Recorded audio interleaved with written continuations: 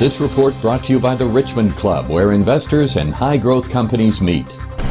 Thanks, Dan. Our next speaker is the Executive Chairman, President, and CEO of Empire Industries Limited. Please welcome back Guy Nelson. A little bit. This is going to, I see a few faces that I've seen before, so this might be a bit of a update for them and possibly a new presentation for others.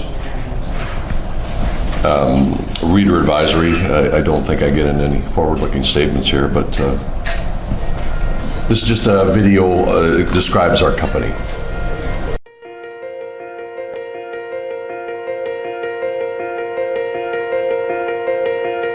It's an exciting time for our company because we've made some strategic decisions over the last few years, and those decisions are starting to bear fruit.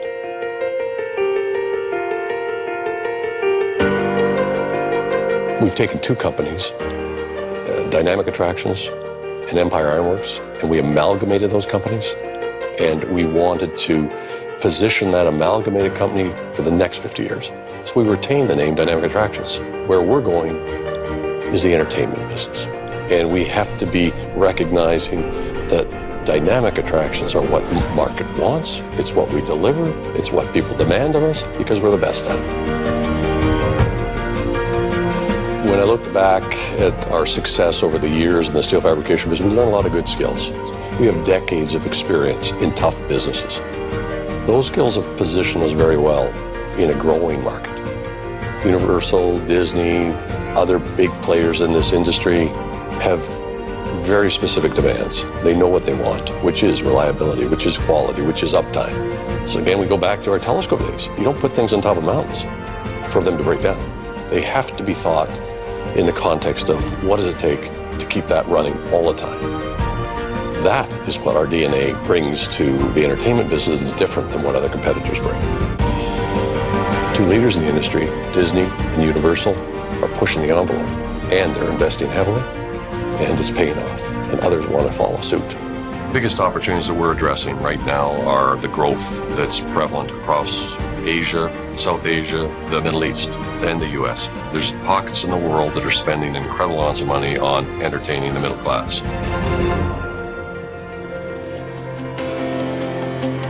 Empire now intends to co-own and operate attractions at key tourist venues. Under a new subsidiary called Dynamic Entertainment, we will partner directly with spectacular tourist destinations. These co-venture venues will feature rides such as our incredibly popular, successful Flying Theater and our other proprietary attractions as well. Dynamic Entertainment is a natural extension of our business model. We manufacture ride systems. We design and install turnkey, fully themed attractions. Moving forward, we will also co-own and operate the greatest attractions. We're in the best business, the wow business. Empire's transformed into the global leader for high-tech, multimedia, cornerstone attractions. The attractions industry is entering its golden age with dramatic growth occurring on virtually every continent. We're well positioned for that growth. Empire Industries is just beginning.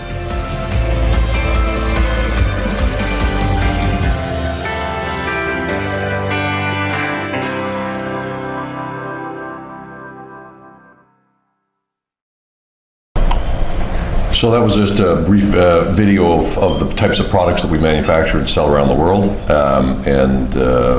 It also mentioned that Dynamic Entertainment, which I'll get into a little later in the project, or the presentation, is a new undertaking that Empire's started on, and that really is, in essence, is taking one of our products and building, owning, and operating a couple of those installations to get into more of a recurring revenue model. I'd like to just mention 5 things about our company that are somewhat unusual. Compelling industry trends are one thing that drives our business. There is a very rapid growth in middle class and strive for having entertainment by that middle class. The management team I've assembled is very experienced, and I'll touch on that a little later. You'll also notice that we've built our own proprietary product line. We do make products for Disney and Universal that tend to be their products, generally speaking, and then we've come up with our own products that we sell to the rest of the marketplace. So that That's been happening over the last 3 or 4 years of building our own product line. Proven growth and ability to execute strategy. You'll see if you look at our history that also is a theme that comes out of where we've come from. And of course, strong customer relationships. You don't become a major supplier to Disney Universal without being pretty good at what you do. The first thing to mention is that we are a leader in this market niche. We have 2 award-winning businesses recognized as world's best.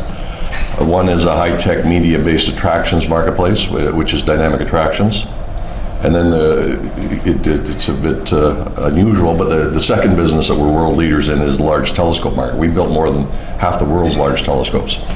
You might say, why are you in those 2 niches? In fact, both those businesses are very engineering intensive. We design, build, and install in those marketplaces, and it's actually a similar electrical, mechanical, structural competency that is needed in both those businesses. The long-term growth is expected to continue. Here in Canada, we tend not to think a whole lot about theme parks. We don't really have any theme parks in Canada. We have an outdoor amusement park in Canada's Wonderland, but it's a pretty seasonal thing. Most of our business is in year-round locations where the weather's a little warmer all the time. We have a strategic plan to enhance our highly successful contract manufacturing business with co-ownership. And what that means is we've basically been selling our flying theaters to, well, first of all, we built all of Disney's flying theaters, so there's about 9 of them in their theme parks around the world for the last 15 years. We've been building those. We're building 2 more right now for them in Tokyo. We observed how the popularity of the ride system and then came up with our own ride system, different, and patented the actual ride itself, and got into that and have sold 10 of those. You might have quickly noticed the clip on the video there. Putin was at our ride system. We opened that up early last year, I should say, in Red Square, our flying theater. So 4 of the 10, 6 went to theme parks, but 4 of the 10 went into what we call tourist-based locations, like Red Square, like Seattle, down by the pier, and like Qatar, like what's the 4th media-based? The big one is Seattle for us. But we started to watch our customers making lots of money with our theater, and that's when the evolution of saying, well, we've been doing this for Disney, we've been doing now this with other customers, that we really do have what we believe to be the best flying theater in the world. So we decided to undertake that. So that's the strategic shift that you'll see in our company. Back to the global growth. This middle class may not seem all that surprising to anyone right now. The 2 to 15 is the current actual number of middle class people in the world, 3 billion. You can see the proportion that is Asian is light blue, and you can see the growth in that. So Asia is a major part of what we see as the growth in the middle class and the demand for entertainment. And that's really one of the main reasons why so much money is being spent in this business, both by Disney and Universal and others, Six Flags and Cedar Fair and all those, but also within China itself and Asia. We're putting 3 iconic rides into a Fox Studios park in Malaysia, for instance. And so that growth is not looking to subside over the next 15 years. Those are pretty big statistics to get over 5 billion people. Again, an unusual observation about our company is we've actually made the most popular attractions in the world. When we measure popularity by lineups, I guess when you go to Disney or Universal, how long are the lineups to get on our ride systems versus others? And they tend to be very lengthy. Our most famous one, of course, is the Harry Potter ride systems that we put into places such as, the first one was in Orlando, then we built another one in Osaka, another one in Hollywood, and we're building one right now for them in Beijing. Universal Studios is building a new park in Beijing. Of course, Disney, we put 2 flying theaters in the Disney. It's the most popular attraction in Disney Shanghai, the flying theater there. And as I say, we're putting 2 more flying theaters into Tokyo Disney. So those are, designer building and premium media-based attractions. A media-based attraction is simply an attraction inside a building where media mixes with motion, which is of course what we produce. We produce vehicles and move people through a space fairly quickly. Tend to be about 5 minutes in duration. Yeah? With reference to your business with Disney, how much of it would be business where they would ask you to do something versus how much would be the victory of tenders?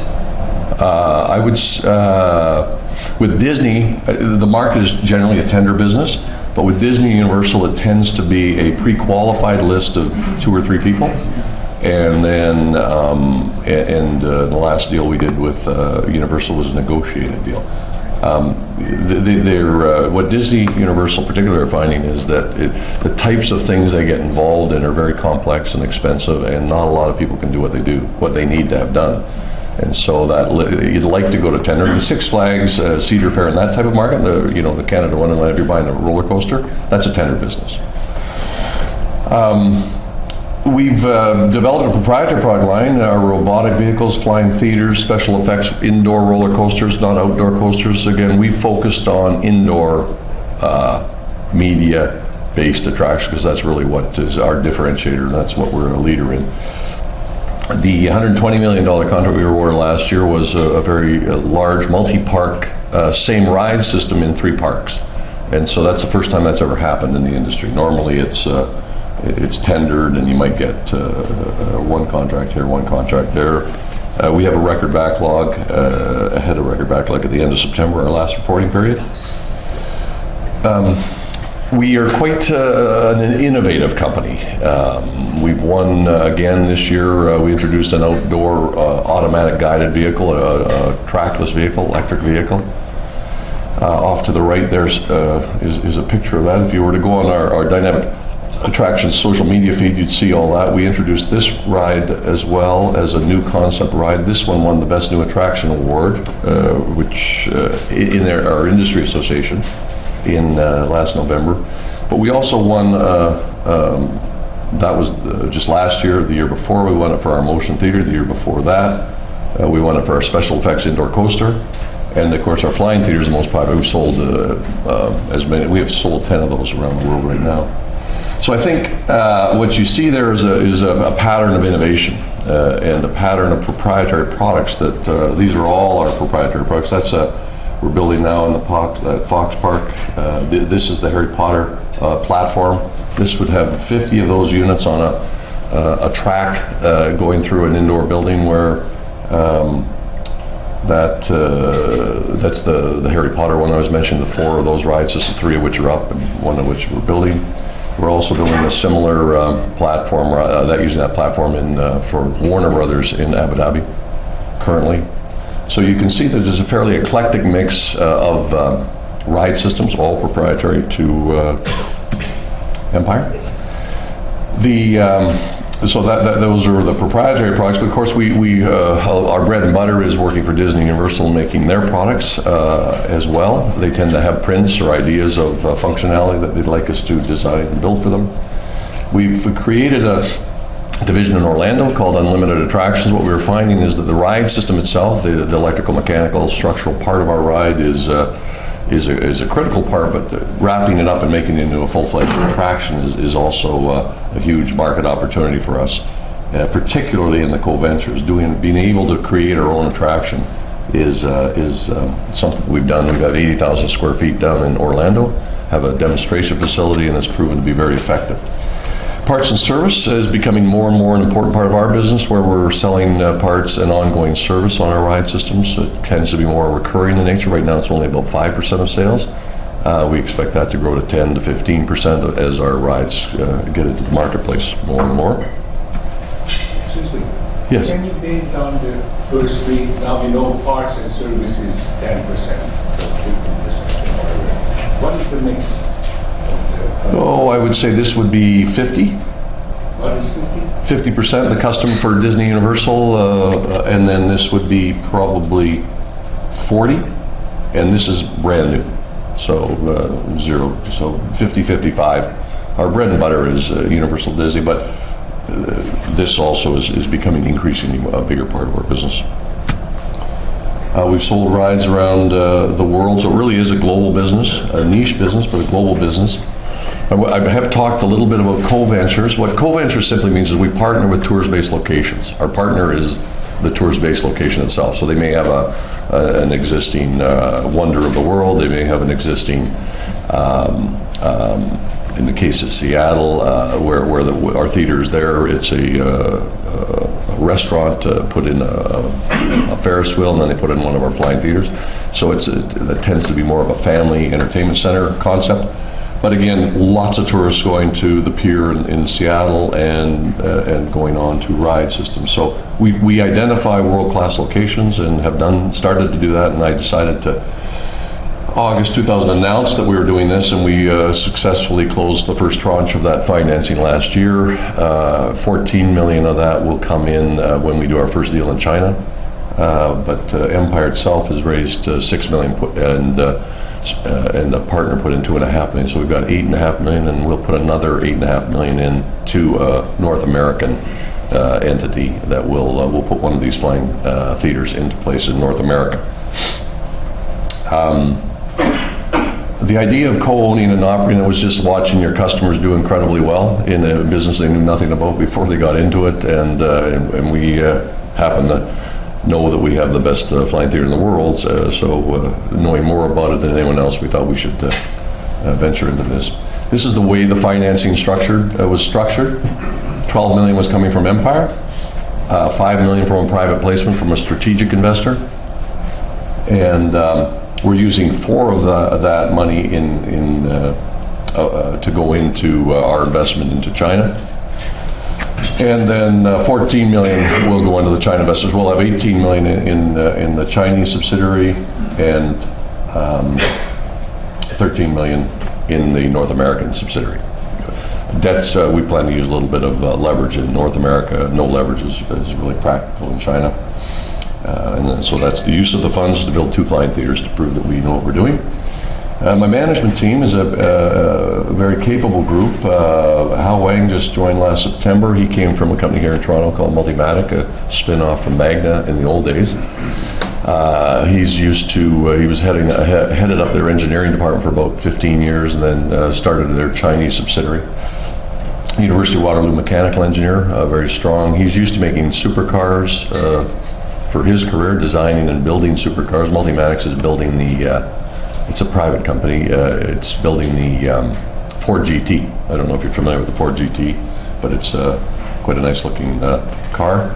So he also builds Formula One cars, and so if you go back to that slide on the type of things we are making, we in fact are becoming more of a vehicle manufacturer than we are just a ride manufacturer. So vehicle manufacturing became a core competency that I was missing in our company, and Hal's got a very rich experience, not to mention the fact that he started a plant in China from zero and grew it to over 100 million and 250 employees within 5 years. So he's got quite a bit of good experience in China.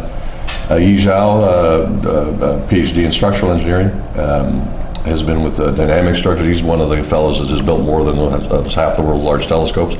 He's our chief technical officer for Dynamic Attractions. Peter White Robinson ran the largest steel fabrication company in New Zealand. I attracted him. Brian Peebles, a Toronto native here, he heads up my co-ventures group with me. And Paul Poirier came from CAE, he headed up their parts and service globally for CAE, which I'm sure you're all familiar with. George Walker heads up our unlimited services or the attraction development down in Orlando. So this is not a small cap management team. This is a management team designed for growth.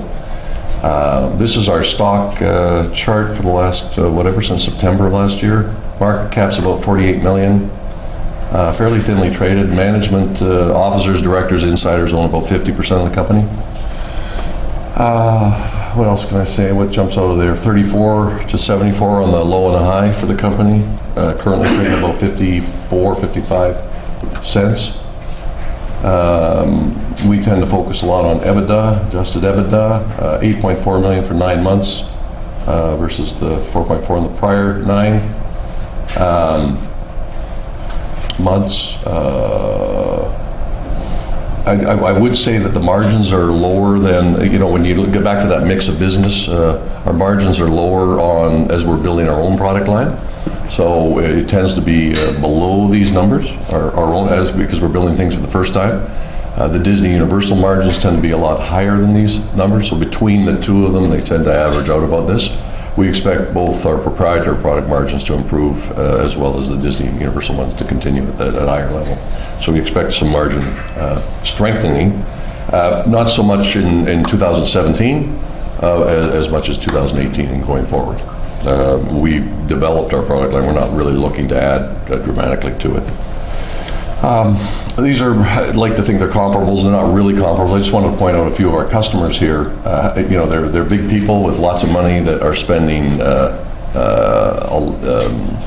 big on expanding their theme park investments.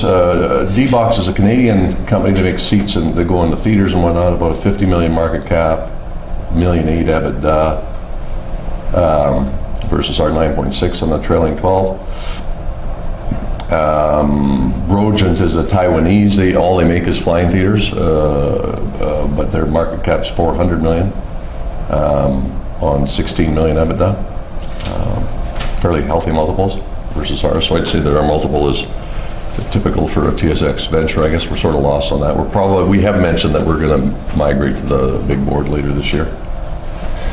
We're go-to the growth catalysts are obviously the Disney Universal spend pattern, and we're a big part of, at least from our perspective, we're big, not a big part in theirs. They spend billions of dollars, but when it comes to ride systems, we're a big part of that piece of it on the iconic side.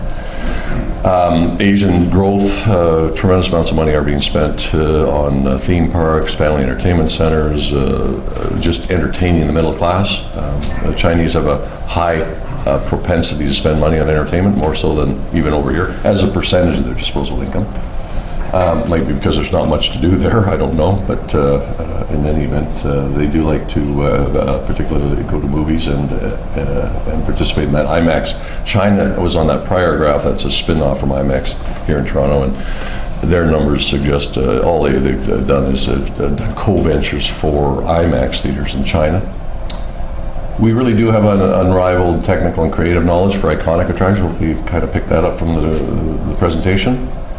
And we have raised $7.9 million late last year towards the co-venture. So we expect that to be a big part of our future, but it's really 2 theaters is almost the capital base of Empire.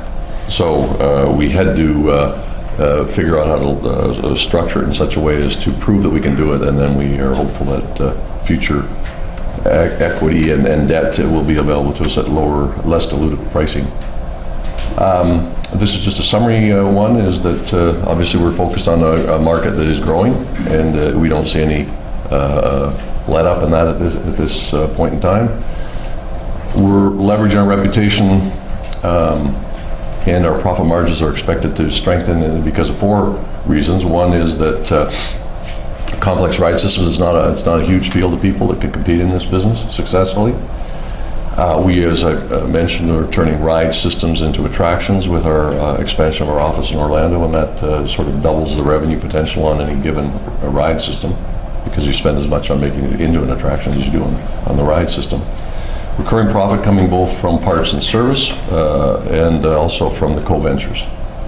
So all of those things add up to what we feel is a solid look at the future. And of course, myself and my other directors and insiders of the company own 50% of the company, so I think we also would view that this is a good story. So that's it. Thank you very much. This report brought to you by the Richmond Club, where investors and high-growth companies meet.